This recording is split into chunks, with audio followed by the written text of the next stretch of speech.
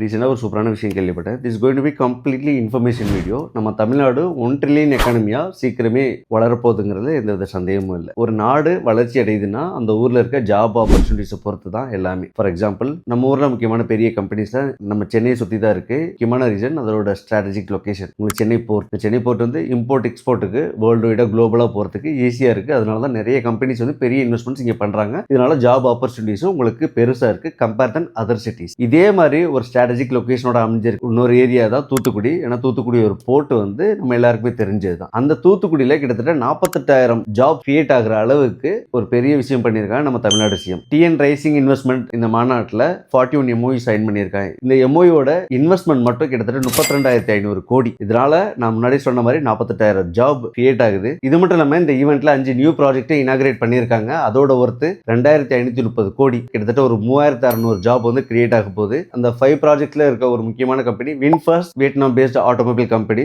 ஆட்டோமொபைலோட manufacturing plant. தூத்துக்குடியோட strategic location, அதோட strength, இதை பேஸ் பண்ணி இப்படி ஒரு பெரிய இன்வெஸ்ட்மெண்ட் கொண்டு வரதுனால கிரீன் எனர்ஜி, அங்க இருக்க டெவலப்மெண்ட், மேனுஃபேக்சரிங் இந்த மாதிரி நிறைய பில்ட் ஆகும். அண்ட் அது மூலியமா நிறைய ஜாப் இங்க வந்து வரப்போகுது. நான் முன்னாடியே சொன்ன மாதிரி நம்ம தமிழ்நாடு 1 ட்ரில்லியன் எக்கானமியை நோக்கி சீக்கிரமா மூவ் ஆயிட்டு இருக்கு. இப்படி ஒரு சூப்பரான ஆப்பர்ச்சுனிட்டி நமக்கு பண்ணி கொடுத்த நம்ம CM Stalin, industrial minister TRP Raja and அவங்களோட டீம் எல்லாருக்கும் ரொம்ப ரொம்ப நன்றி. இந்த மாதிரி நிறைய ரெவல்யூஷனான ப்ராஜெக்ட்ஸ் வரணும். Stay focus. இப்படி ஒரு இன்ஃபர்மேஷன் இப்பதான் நீங்க ஃபர்ஸ்ட் டைம் கேள்விப்படுறீங்கன்னா நிறைய பேருக்கு ஷேர் பண்ணுங்க. ஸ்டே டியூன் வித் சுப்ராஜின் பயணம். See you next video.